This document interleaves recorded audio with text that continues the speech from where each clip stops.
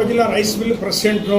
ఈ 2014-15 పైన central government వచ్చిన తర్వాత బీజేపీ ప్రభుత్వము మాకు కొన్ని సెంట్రల్ గవర్నమెంట్ పాలసీలు లివీ పాలసీలు మార్చినారు. ఆ మార్చిన తర్వాత ఎఫ్సిఐని తీసేసి కస్టమ్ మిల్లింగ్ అనే ఒకటి తీసుకొచ్చినారు.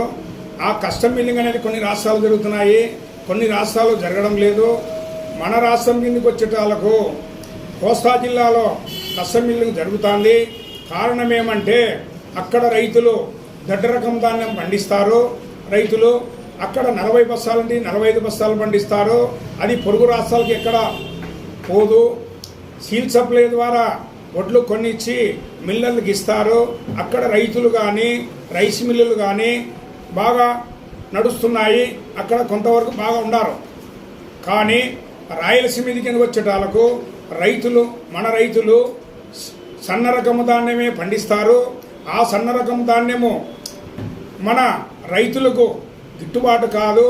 ఎందుకంటే 25-30 బస్తాలు మాత్రమే పండిస్తారు. దానికి ఖర్చు కూడా ఎక్కువ అవుతుంది. దానివలన రైతులు సిఎంఆర్కు వడ్లు అమ్మడం లేదు, నష్టపోయి పొరుగు రాష్ట్రాలకు అమ్ముకుంటున్నారు. దీనికి మాకు చంద్రబాబు నాయుడు మా మీద దయచేసి చంద్రబాబు నాయుడు కానీ పవన్ కళ్యాణ్ కానీ లోకేష్ బాబు గారు కానీ ఈ ప్రభుత్వానికి మేము ఒకటే చెప్పేది, మా యొక్క నమస్కరించి చెప్తున్నాము. ఈ రాయలసీమలో కడప జిల్లాలో కానీ రాయలసీమ జిల్లాలో కానీ రైతులు కానీ రైస్ మిల్లులు కానీ లేబర్ కానీ పని లేక చాలా కష్టకాలంలో ఉన్నారు. ఈరోజు రైస్ మిల్లులు మేము రాయలసీమలో 500 నుండి 600 రైస్ మిల్లులు ఇవ్వద్దు. నెలలో 2 రోజులు 3 రోజులు రన్నింగ్ అవుతున్నాయి. రైస్ మిల్లులు ఉండాలా పీకేయాలన్న ఆలోచన వచ్చింది. చాలా కష్టాల్లో ఉన్నారు. మేము చెప్పేది ఏమంటే మాకు ఈ 45-50 ఏళ్ళ సంవత్సర అనుభవంలో చెప్తున్నాము. మేము ప్రభుత్వం దృష్టికి ఎందుకు తీసుకొస్తున్నామంటే అడగంది అమ్మ పెట్టదు. అమ్మ అడిగిన తర్వాత పెడతాదు లేదు తర్వాత విషయము. మేము చంద్రబాబు దృష్టికి తీసుకొచ్చున్నాము.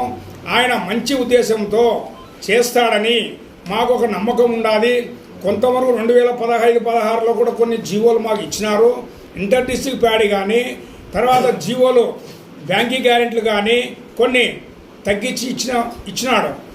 మాకు ఆయన పైన తెలుగుదేశం పార్టీ పైన మాకు కూటమిపైతో నమ్మకం ఉండాలి. కాబట్టి మేము ఈరోజు ఆయన దృష్టికి పోవాలని మేము మా గోడు చెప్పుకోవాలని కూడా మేము చాలా ప్రయత్నం చేసినాము.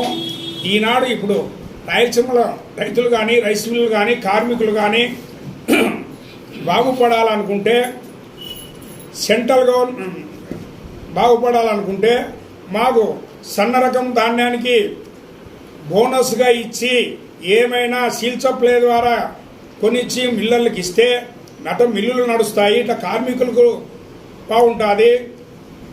రైతు కూడా చాలా నష్టపోతున్నాడు. అందుకు కాబట్టి మేము దయచేసి ఖచ్చితంగా మీరు సాయం చేస్తారని మాకు నమ్మకంతో మేము ఈ ప్రెస్ మీటింగ్ పెట్టడము మీ దృష్టికి తీసుకొచ్చున్నాం సార్. ఖచ్చితంగా మీరు చేయండి, మీకు మంచి పేరు ఉంటుంది మీ పార్టీకి కానీ మీకు కానీ. మనం ఎప్పుడైతే ప్రభుత్వము సన్న రకమైన వడ్లు కొనుగోలు చేసి బోనస్గా ఇచ్చి కొనుగోలు చేస్తే అదే మిల్లుకి ఇస్తే అదే బియ్యమే మళ్ళీ మనము కార్డులకు కూడా పంచుకోవచ్చు. మీ కూటమి ప్రభుత్వాన్ని దేవుడని ప్రజలు కూడా నమ్ముతారు, కొలుస్తారు దేవుడని. పిల్లలు బాగున్నారు, తెలంగాణలో రైతులు బాగున్నారు, కార్మికులు బాగున్నారు. అదే బియ్యమే ఈరోజు తెల్లగాడికి బియ్యం పంచుతున్నాడు. రైతుకు చెప్తున్నాడు, ఏం చెప్తున్నాడు, మీరు ఎన్ని వడ్లు పండిస్తారో పండియండి సన్న రకం ధాన్యము, ఎన్ని కోట్లు ఖర్చు పెట్టి కొనేదానికి సిద్ధంగా ఉన్నా అంటున్నాడు. వీళ్ళు మన రాయలసీమ వరకే మనం చెప్తున్నాం. ఎందుకంటే రాయలసీమలో దొడ్డ రకం ధాన్యం ఒక్క బస్తా కూడా పండియరు రైతులు. సీఎంఆర్కు మిల్లుకి ఇవ్వాలంటే వాళ్ళకి పాపం రేటు గిట్టుబాటు కాదు. ఆ వచ్చినా కూడా నష్టపోయి అమ్ముకుంటున్నారు రైతులు పొరుగు రాష్ట్రాలు. తెలంగాణలో బోనస్ ఇచ్చుకుంటున్నారంటే మన ఆంధ్రప్రదేశ్ కానీ కర్ణాటక నుండి కానీ తెలంగాణలో అడుగు లారీ ఓట్ల లారీ పెట్టడానికి లేదు, పట్టుకుంటున్నారు. మీకు తెలిసేలో ఎందుకు 500 రూపాయలు బోనస్ ఇచ్చి కొంటాడు. అక్కడ రైతులు పట్టించారు బాటల్లో. మీరు రావద్దు మా తెలంగాణ కానీ. మనం రాయలసీమ వరకు అడుగుతున్నాం న్యాయం చేయమని. మాకు చంద్రబాబు పైన చేస్తాడని మా నమ్మకం ఉంది. మేము వైసీపీ ప్రభుత్వంలో కూడా మేము కొన్ని తీసుకుపోయినాము అనే దృష్టికి తీసుకపోతే వాళ్ళు కూడా మనకు న్యాయం చేయలే. ఖచ్చితంగా మీరు చేస్తారని మాకు నమ్మకం ఉందా సార్? ఖచ్చితంగా చూడండి. కార్డు కూడా మీరు తెల్ల రకము